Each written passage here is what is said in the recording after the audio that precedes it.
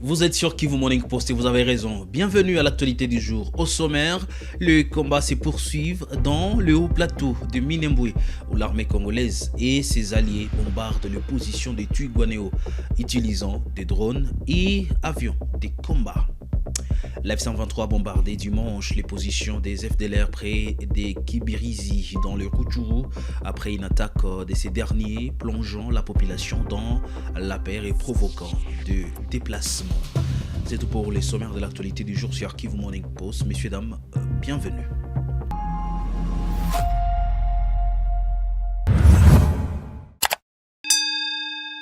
Si c'est pour la première fois que vous suivez Kivu Morning Post, abonnez-vous à la chaîne. On commence à Minembwe. Les combats se poursuivent dans le haut plateau de Minembwe où l'armée congolaise, soutenue par l'armée burundaise et les miliciens Wazalendo, tentent de reprendre les contrôles face aux combattants Twirwaneho. Les attaques incluant l'usage présumé des drones et des avions de combat. Jospin Hangui. Des affrontements se poursuivent dans le haut plateau de Minembwe, un territoire de Fizi, en province du Sud Kivu, dans l'est de la RDC.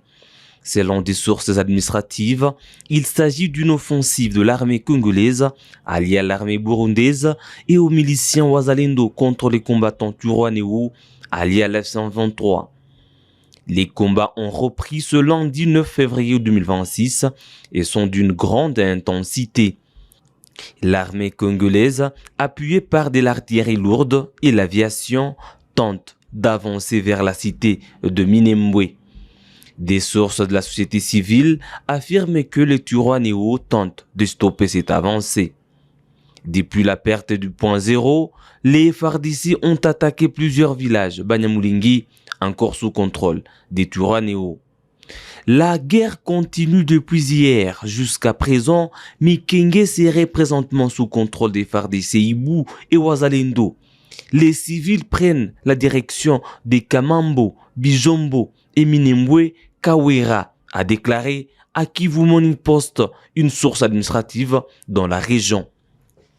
Malgré l'annonce faite le week-end lors du Conseil des ministres à Kinshasa, la cité de Minembwe resterait sous contrôle des Twirwaneho selon leurs sources locales. Pour l'heure, il est difficile d'établir un bilan humain de cette offensive. La connexion Internet et le réseau des télécommunications étant coupés. Dans une déclaration ce week-end, des organisations de la société civile dont la CRDH, basée à Goma, Gakondo et Action pour les droits humains, ont dénoncé les attaques par drone contre des infrastructures civiles à Minembwe. Les témoignages recueillis indiquent l'usage des drones par les forces de la coalition gouvernementale de Kinshasa à Minembwe et dans le haut plateau. Les impacts allégués sur les populations civiles de la communauté Banyamulenge, des victimes blessées ont accusé l'armée congolaise FARDC et ses alliés d'utiliser des drones de combat ainsi que des avions Sukhoi pour frapper des zones habitées autour de Minembwe et dans le haut plateau du Sud Kivu.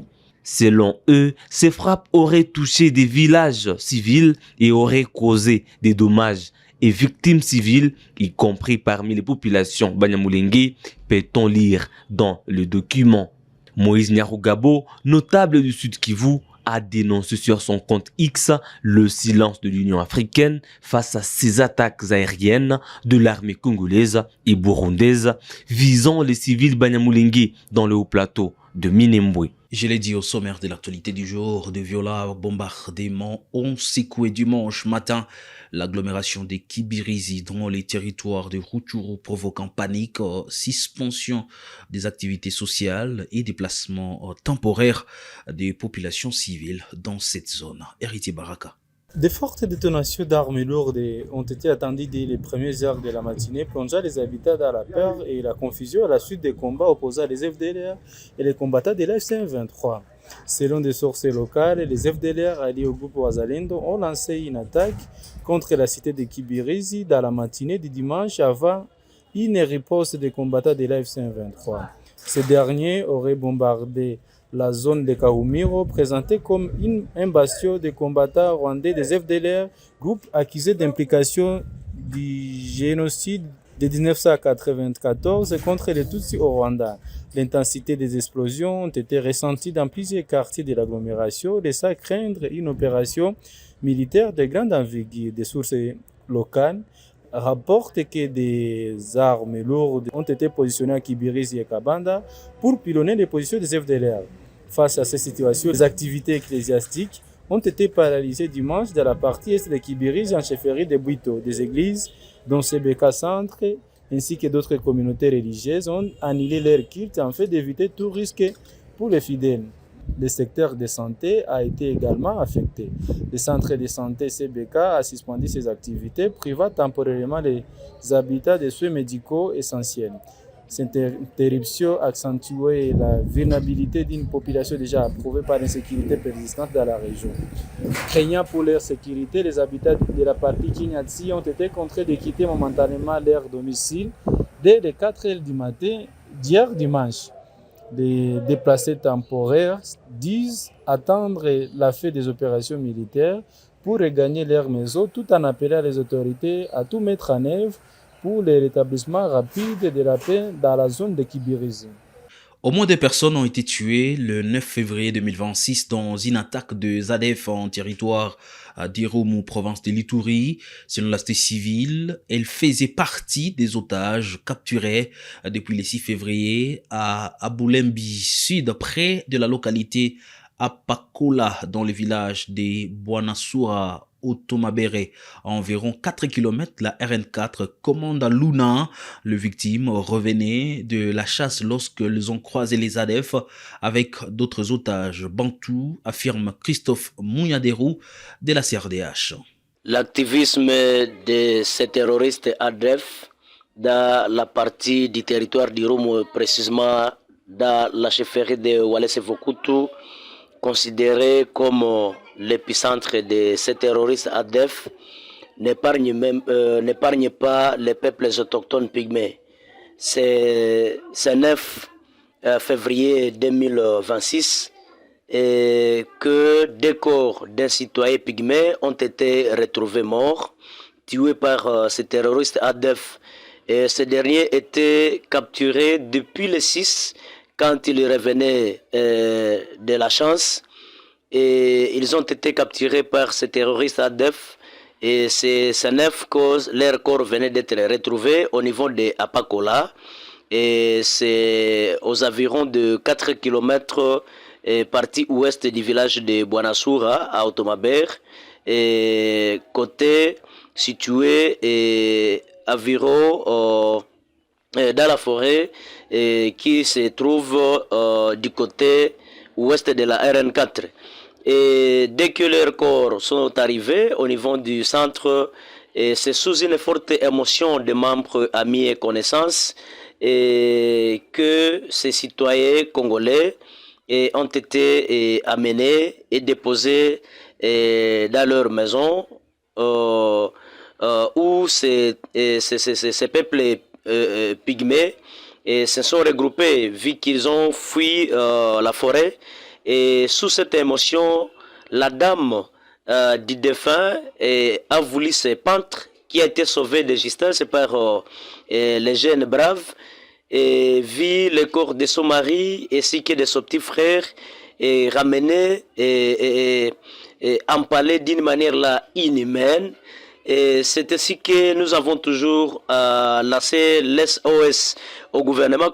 Le numéro 2 des opérations de paix de l'ONU séjourne à Kinshasa pour des consultations de haut niveau sur la situation sécuritaire et l'application du cessez-le-feu dans un contexte marqué par la persistance des violences dans l'est de la République démocratique du Congo. Estelle Massirika nous fait les points.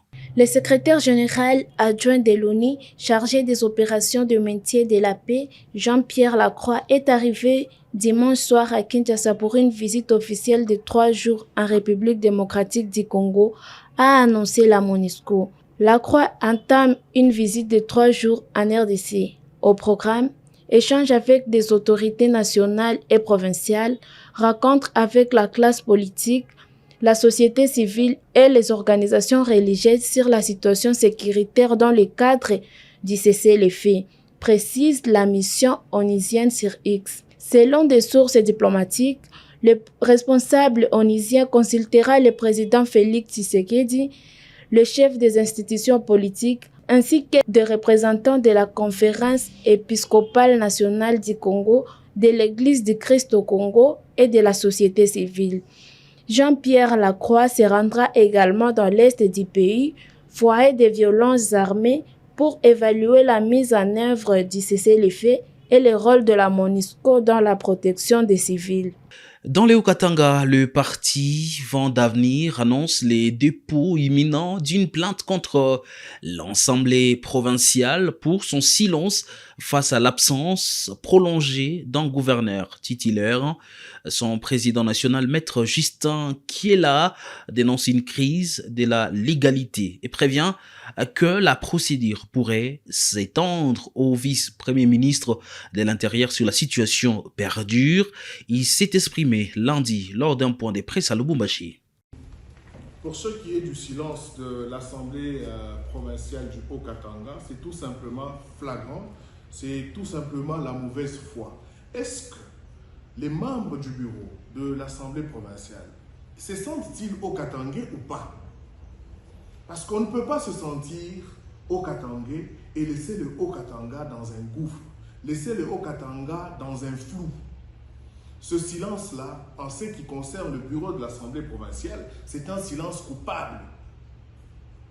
Et nous avons cessé aussi de garder ce silence parce que le nôtre, c'est un silence comptable. Voilà pourquoi nous venons aujourd'hui rendre compte. Ça doit cesser.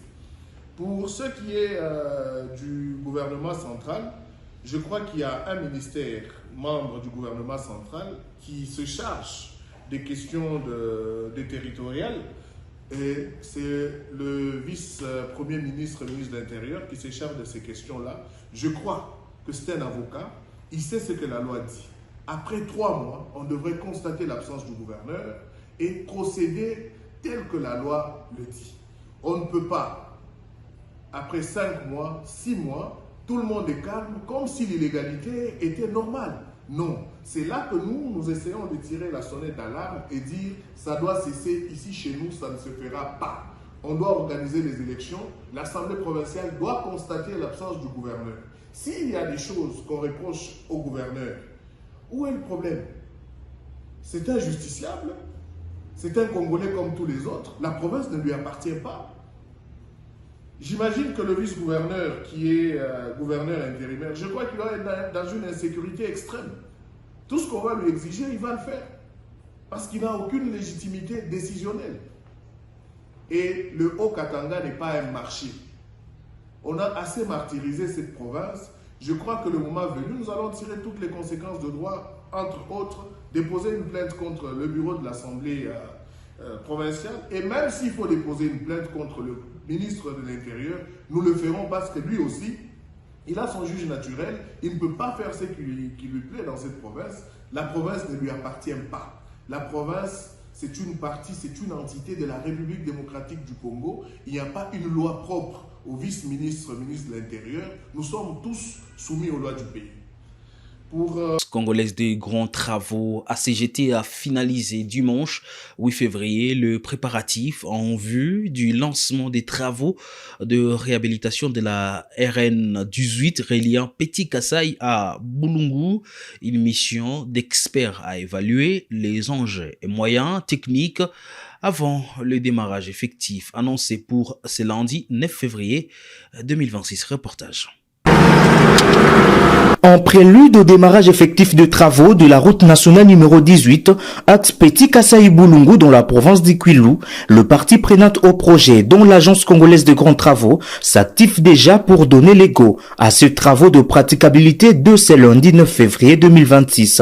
Ce dimanche, une équipe d'experts de la CGT s'est rendue sur le site afin de s'assurer de la disponibilité des engins ainsi que de tous les éléments nécessaires au début effectif des travaux. Sur ces tronçons stratégiques longs de 65 km, le bénéficiaire exprime déjà leur satisfaction et leur espoir de voir les conditions de circulation s'améliorer sensiblement.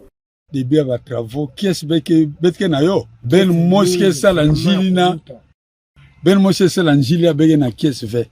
Mais nous, les habitants d'ici, bete na kiesi mingi, yoke pour la première fois, betu yangalala, bulungu, kokota njila, sambu, nantan wantama, njila par jour va luta, même 50 véhicules aller-retour, que kwenda côté arrive droite à Kouilo, mais bobu tala banda suka, ti leria, ben mon ataye kamno mosime lutave, njila kelve, bete na kiesi mingi vraiment soutien na président république, soutien na beno, vraiment qu'est-ce que mingi. Finissons l'actualité du jour par Kinshasa. La direction de la FIKIN annonce le lancement prochain de travaux de rénovation de son parc d'attractions afin de le moderniser et d'en faire un espace de loisirs des standards internationaux. Le comité de gestion dément par ailleurs toute vente des installations ou des espaces d'ici. Nous avions réalisé une mission pour que la FIKIN soit réellement réintégrée comme membre. À part ça, parlant de la rénovation, dans sous peu de temps, vous allez remarquer que les travaux vont commencer ici pour le renouvellement du parc d'attractions de la FIKIN. Donc, tous les Kinois, tous les Congolais aussi, vont reprendre de bonnes habitudes de Mwambé à l'époque du 2 juillet, tous les jeux, tous les manèges sophistiqués que nous voyons à Disneyland à Paris, ailleurs, seront ici à Kinshasa. C'est la même entreprise qui a fabriqué pour Disneyland qui aura le marché pour fabriquer pour la FIKIN.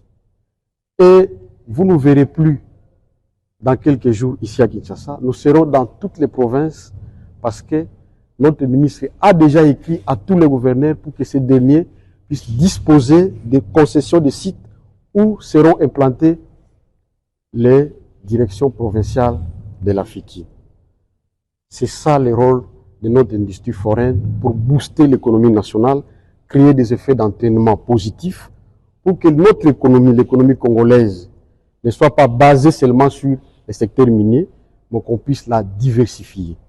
Vous vous rendez compte, comme je dis toujours, à l'Expo Japon, il y a eu 40 millions de forains, les hôtels, les transports, la restauration. Cela a fait des effets d'entraînement sur les trésors publics japonais.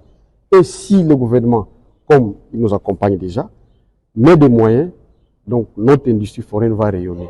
Donc il y a lieu de faire foi à ces jeunes qui forment une équipe, ensemble tous comme un seul homme, pour redorer l'image de cet établissement. Oui, bon, vous savez, hein, nous avons beaucoup attendu.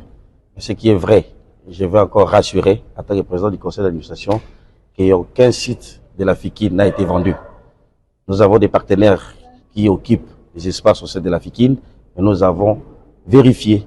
Il n'y a aucun site, il n'y a aucune partie de la FIKIN qui a été vendue.